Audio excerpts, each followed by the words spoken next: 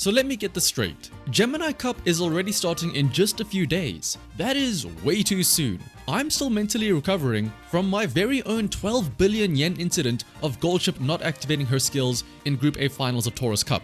And now I need to do it all over again? Originally, in the Japanese server, there was a full month between champions meetings. 4 weeks. Yet over here on the global server, it's basically 2 weeks between the Taurus Cup and the Gemini Cup registration period. This is the first of a few problems that Champions Meeting has, especially on the global server. An accelerated schedule is nice because it means that eventually we will be aligned with the Japanese server. But that comes with several downsides. The most obvious so far is the increased pressure to prepare for Champions Meeting. It sounds crazy, but at this point, while Gemini Cup signups are already happening, people are probably already preparing for the next Champions Meeting, which, according to our schedule, the way things are going, will be in about 4 weeks, which is technically speaking the typical Japanese schedule type of preparation that you would have. But the accelerated schedule has a few other big drawbacks that could be somewhat fixed, but for some reason are not. The most obvious thing is that despite there being less time between banners and events to prepare for, there's no equivalent increased amount of carats for compensation.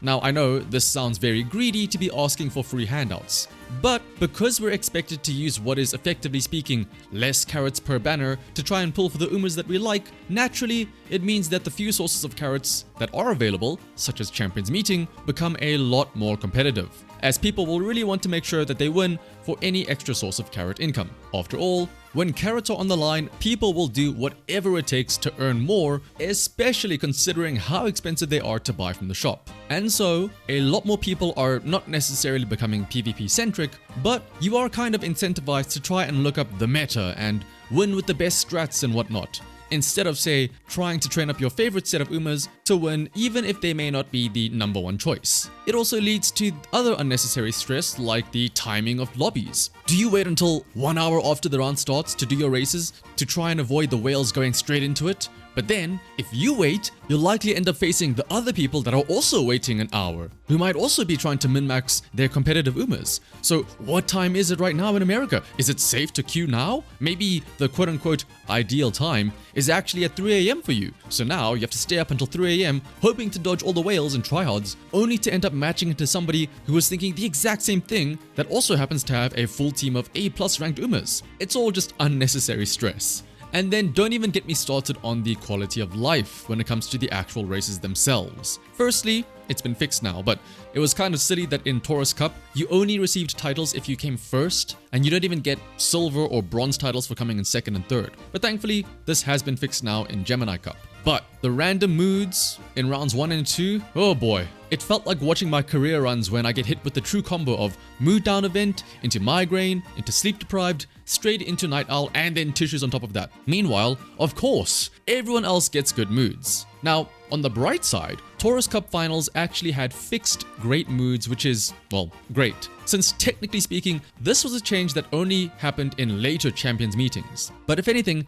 that just makes me wonder. Clearly, they are capable of making some types of special adjustments to the global version, so why couldn't they change certain other stuff? Now, the random moods is still a thing even in the Japanese Champions meetings to date, but there are other aspects that could have probably been touched up a little bit, especially again with the whole accelerated schedule issues. The first quality of life issue isn't directly related to Champions meeting, but the issue is that we only get 3 daily borrows. As a quick side note, on the Korean server at launch, they had 5 daily borrows. Now, the reason why only having 3 borrows per day matters is that it's very likely that early on in the game, as we are right now, I imagine most people probably do not have the perfect parents to train up an ace for the various Champions meetings. And as such, you are a lot more reliant on those 3 daily borrows to either try to make your own parent or to try to make an ace of your own. And then once those 3 attempts are done, you're kinda pretty much done for the day, right, when it comes to making a competitive Uma.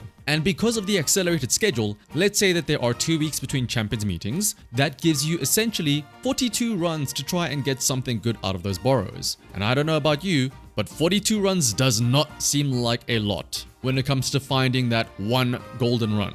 Especially when it feels like majority of the borrow runs are the ones where your support cards all decide to troll you and appear on stuff like Guts every turn during summer and senior year. So basically, the thought of having less time to prepare between Champions meetings is coming from two different aspects. Not only the actual time itself in number of days, but also the number of quote-unquote real attempts that you get in each of those days. And sadly, because of this, your typical daily runs become a lot more stressful. Remember back in the day when the game first came out and there was no pressure for Champions meeting? The only thing people were concerned about was beating the URA finale, or maybe getting 5 trainees on one training facility. Back then, if something went wrong with Goldship restricting your training to something like Wits or Guts with nobody there, you'd just go, silly little Goldship. What a goofball. Now, I see that happen and I want to dropkick my phone the same way Goldship dropkicks you in her winning animation. And remember when we thought back then that, oh, at least I only have to get this 5-on-1 training facility once, right? Now it feels almost mandatory if you want a good Uma, at least in terms of Champions meeting. The next issue for global Champions meetings is what I call the curse of clairvoyance. That is, because we're playing catch up to the Japanese server, we know everything that's going to be coming our way. On one hand, it's great, because it means that we can plan things a lot more nicely. For example, you now know roughly when your favorite Uma is coming out, so you can sort of plan ahead and not spend any carats leading up to those banners. You know what is safe to spend on and what is not. You won't accidentally spend your pulls on a quote-unquote bait banner. And more importantly, we know in advance what all of the Champions meetings tracks are going to be. Hence again, why you already have some people preparing for Champions meeting 3. So knowing what is coming is nice since we, get to save and prepare early, but also kind of a curse in that now there's all the meta stuff about how to prepare for X and Y. Now, to be fair, this isn't really a complaint that is exclusive for global in general, because it's kind of the same in the Japanese server when it comes to seeing carbon copies of the meta team everywhere you go. But again, coming back to the accelerated schedule, it feels like a curse too, because now, the moment that you think you're finally done making your perfect team for this Champions meeting, you'll have to jump straight into preparing for the next one.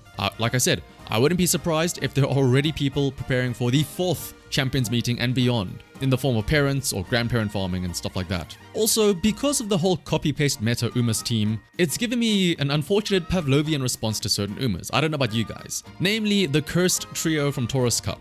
Goldship, Ogre Cap, and Nice Nature. Goldship went from being the dorky goofball to the annoying Uma that doesn't get straightaway spurt or long S when I train her. Ogre Cap went from being the haha she eats a lot funny haha Uma, now to being the one that I roll my eyes at whenever I see her. And honestly, the worst thing of all is that I just feel really bad for Nice Nature being turned into nothing more than haha funny debuffer, because I actually really like Nice Nature. She's got one of the sweetest stories with how she was always a bronze collector, never winning any races, and then through your training in her career, she finally starts to win and builds up her courage to believe in herself. Now, here everyone is saying, no, Nature, you are built to lose actually. That is your purpose, which just kind of makes me sad. But despite all of this though, I still really like the game. I love the different Umas and their characters and their stories and whatnot. So if there is anything that you want to take away from this, yes, Champions meeting is flawed. Yes, especially so on the global server